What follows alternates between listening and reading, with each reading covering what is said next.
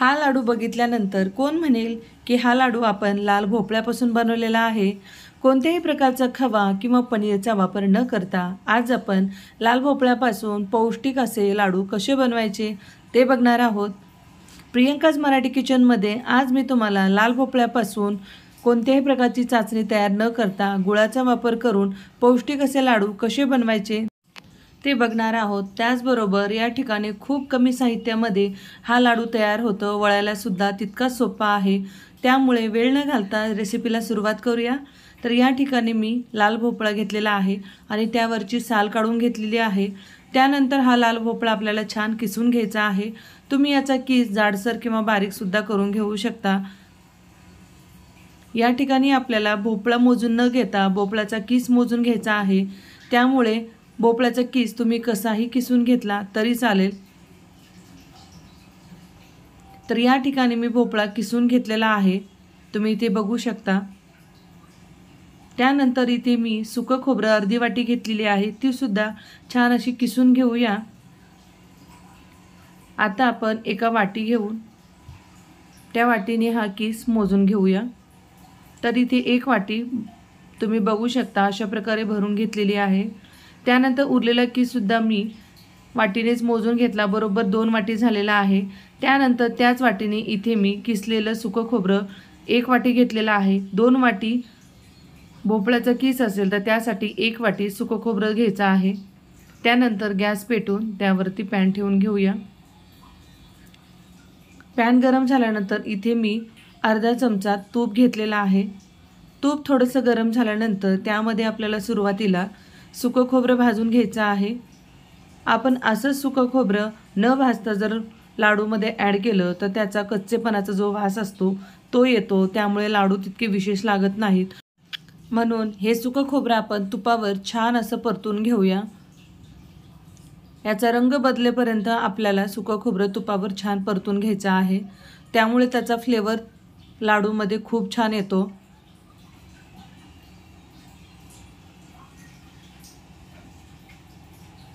या ठिकाणी तुमच्याकडे जर सुकं खोबरं नसेल, डेसिकेटेड कोकोनट असेल ते सुद्धा तुम्ही या ठिकाणी घेऊ शकता। ते सुद्धा तुम्हाला तुपावर छान परतून घ्यायचं आहे। या ठिकाणी बघू शकता अगदी 2 मिनिटानंतर याचा अगदी हलका रंग बदललेला आहे आणि लो फ्लेमवरती आपल्याला सुकं खोबरं छान परतून घ्यायचं आहे। आता हे छान असं परतून झालेलं आहे, आपण एका डिशमध्ये काढून घेऊया। सुकं खोबरं छान परतून झालं। आता त्याच पॅनमध्ये आपण भोपळ्याचा किस आहे तो सुद्धा छान असा तुपावर परतून घेणार आहोत।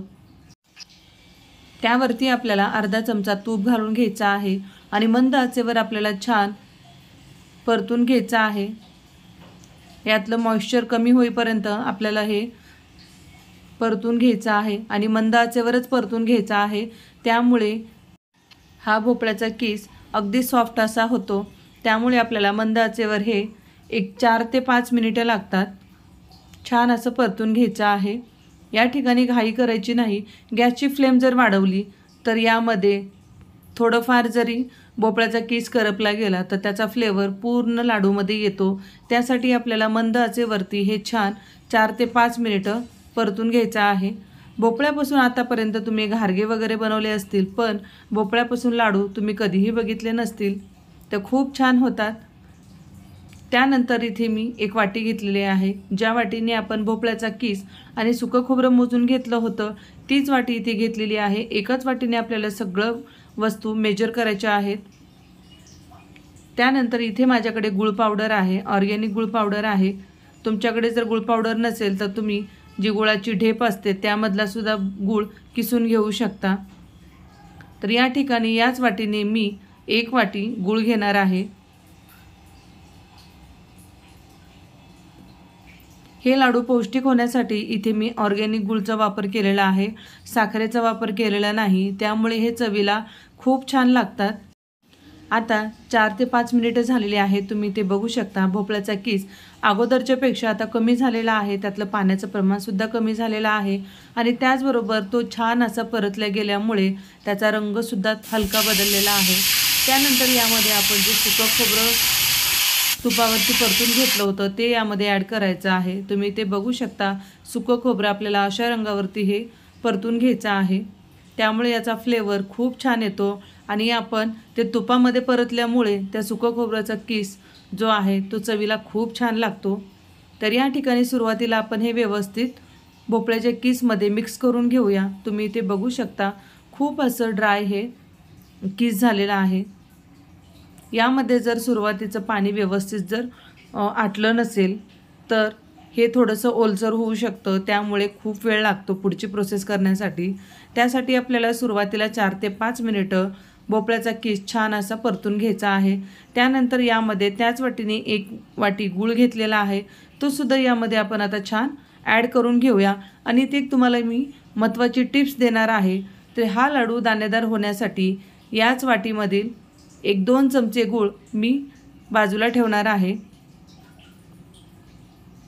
कोणतेही लाडू दाणेदार होण्यासाठी आपण त्यामध्ये दुधाचा वापर करतो आणि दूध हलकंसं फाडण्यासाठी त्यामध्ये लिंबाचा रस ॲड करतो, पण या ठिकाणी आपण लिंबूचा सुद्धा वापर करणार नाही।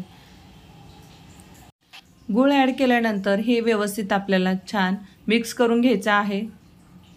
गूळ मेल्ट झाल्यानंतर हे थोडंसं लिक्विड फॉर्ममध्ये होतं, तुम्ही ते बघू शकता। तर अशा प्रकारे आपल्याला फक्त 2 मिनिटं हे मिक्स करून घ्यायचं आहे। त्यानंतर इकडे बाजूला आता मी दूध गरम करायला ठेवलं होतं, दूध गरम करून ते रूम टेम्परेचरला करून घेतलेलं आहे। त्यानंतर यावरची जी साय आहे ती सुद्धा आपल्याला यामध्ये मिक्स करून घ्यायची आहे।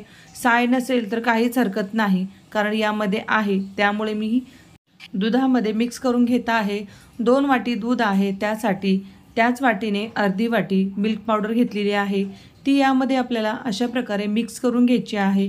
यामधल्या गुठळ्या मोडून काढायच्या आहेत। हे व्यवस्थित मिक्स करून घ्यायचं आहे। या ठिकाणी आपण खवा किंवा पनीर वापरत नाही, त्यासाठी इथे मी दुधामध्ये मिल्क पावडर ॲड करून हे दूध इथे वापरणार आहे। तुम्ही इथे बघू शकता, अगदी दाटसर असं दूध हे तयार झालेलं आहे। त्यानंतर आता आपण गॅसची फ्लेम बंद करून घेऊया आणि त्यानंतर यामध्ये हे दूध ॲड करून घेऊया। दूध ॲड केल्यानंतर हे आपल्याला व्यवस्थित मिक्स करून घ्यायचं आहे। गॅसची फ्लेम बंद आहे। हे व्यवस्थित मिक्स झाल्यानंतर गॅस आता इथे मी ऑन केलेला आहे। तुम्ही इथे बघू शकता, आपण जसं जसं याला मिक्स करत जाऊ तसं तसे बॅटर घट्ट होत जातं। त्यानंतर यामध्ये मी वेलची पूड आणि अगदी थोडंसं जायफळ किसून टाकलेलं आहे, त्यामुळे याचा फ्लेवर खूप छान येतो। याला एक दाणेदारपणा येण्यासाठी यामध्ये मी राहिलेली गूळ पावडरसुद्धा ॲड केलेली आहे। तुम्ही इथे बघू शकता, याचं टेक्स्चर अगदी दाणेदार तयार झालेला आहे, त्यामुळे इथे लिंबूचा रससुद्धा ॲड करायची गरज नाही। आणि हाय फ्लेमवरती आपल्याला हे सतत मिक्स करत राहायचं आहे। तुम्ही इथे बघू शकता, अगोदरच्यापेक्षा हे बॅटर असं घट्टसर झालेलं आहे, एका ठिकाणी त्याचा गोळा तयार होत आहे। यानंतर आपण आता हे एका प्लेटमध्ये काढून घेऊया आणि छान असं थंड करून याचे लाडू करून घेऊया। तुम्ही याचे लाडू करू शकता किंवा याची बर्फीसुद्धा करू शकता। तर या ठिकाणी मी याचे लाडू बनवून घेतलेले आहेत, तुम्ही इथे बघू शकता।